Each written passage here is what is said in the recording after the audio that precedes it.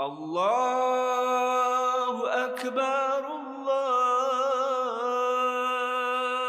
Akbar, Allahu Akbar.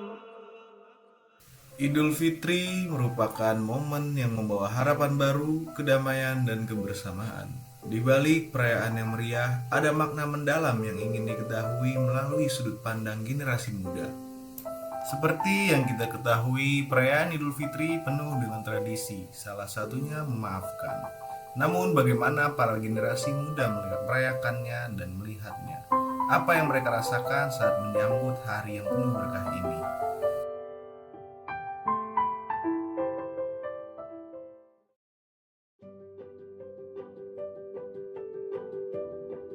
Baik rekan-rekan sekalian, sekarang saya di sini sudah berada bersama salah satu generasi muda yang akan saya tanyakan dan juga wawancarai mengenai bagaimana sudut pandangnya dari perayaan Hari Raya Idul Fitri.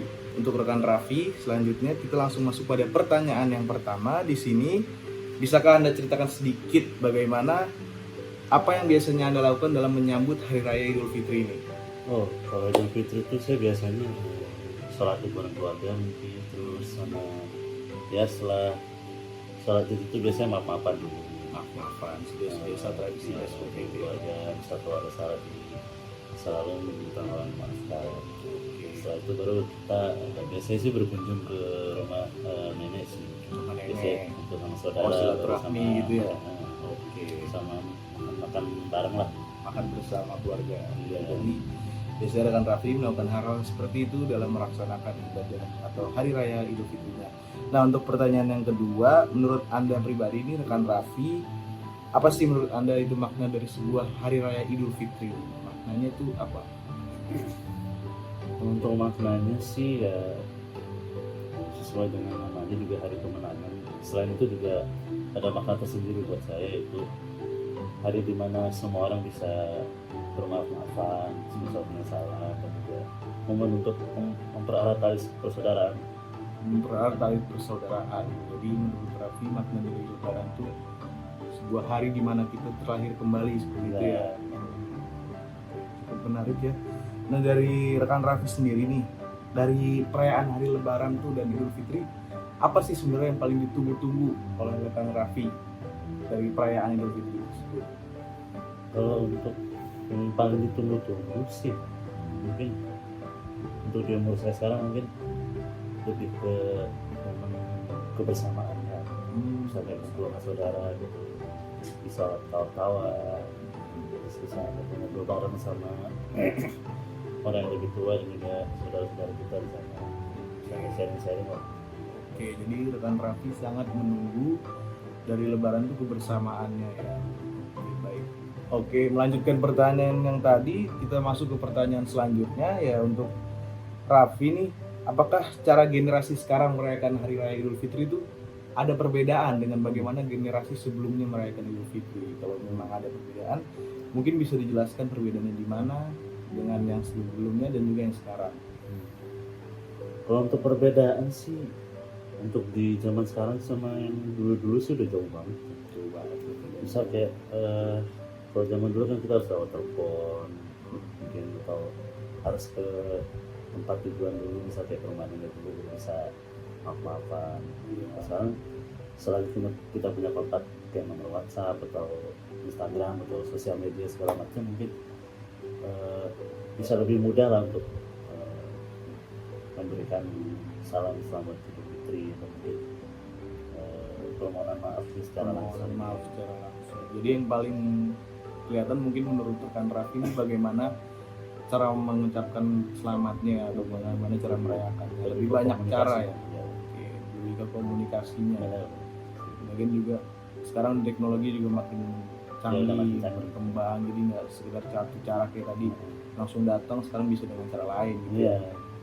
Oke, baik. Kita ke pertanyaan selanjutnya. Kalau menurut Raffi nih, dari bagaimana cara kita merayakan ibadah atau Hari Raya Idul Fitri ini, kalau ada yang bisa diubah nih oleh rekan Raffi, kira-kira apa yang pengen dirubah dan mengapa itu pengen banget untuk dirubah?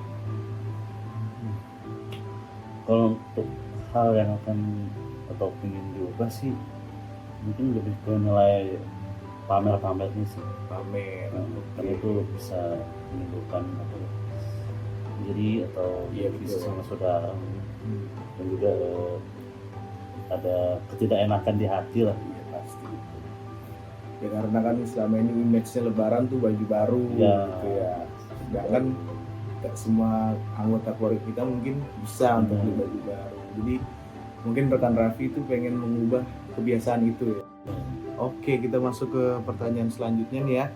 Menurut rekan Raffi nih, setiap Ramadan dan Idul Fitri itu ada nggak sih yang berubah dari pribadi seorang rekan Raffi sendiri tuh? Kalau ada tuh apa, dan mungkin bisa jelaskan apa bisa berubah? Kalau di bulan Ramadan itu sesuai dengan esensinya bulan puasa itu ya menahan lapar, haus, dan juga hawa nafsu. Mungkin yang bisa berubah itu adalah dari diri kita sendiri, terutama dari diri saya, kayak lebih bisa untuk jaga amarah, jaga hawa nafsu, dan juga ini kayak sarana untuk memperbaiki diri lah di bulan Ramadan dan Idul Fitri. Oke, jadi banyak kayak yang diubah dari rekan Raffi sendiri. Dari adanya perayaan Ramadan sampai Idul Fitri. Oke, kita masuk ke pertanyaan terakhir nih rekan Raffi. Untuk rekan Raffi sendiri nih, apa sih harapannya untuk perayaan Idul Fitri ke depannya, dan bagaimana apa yang sebenarnya pengen Raffi harapin untuk bagaimana perayaan Idul Fitri ke depannya ini gitu loh. Kalau untuk harapan sih lebih ke komunikasinya sih, Komunikasi. dipererat lagi. Oke. Lebih untuk kumpul-kumpulnya tuh lebih diperbanyak lagi. Biar kita tuh lebih lepas lah untuk ketemu, ngobrol, canda-canda gitu. Jadi Raffi ini berharap untuk perayaan Lebaran selanjutnya lebih dipererat lagi tali silaturahmi. Oke, baik. Kalau bisa lebih meriah lagi. Lebih meriah lagi, betul. Berdasarkan wawancara yang telah dilakukan bersama narasumber, maka dapat disimpulkan bahwa Idul Fitri bukan hanya tentang menyelesaikan puasa dan merayakan kemenangan, tetapi juga tentang merefleksikan diri, memperbaiki hubungan, dan menghargai apa yang telah kita miliki. Terima kasih telah menyaksikan dokumenter ini. Selamat Idul Fitri, mohon maaf lahir dan batin. Sampai jumpa di karya berikutnya.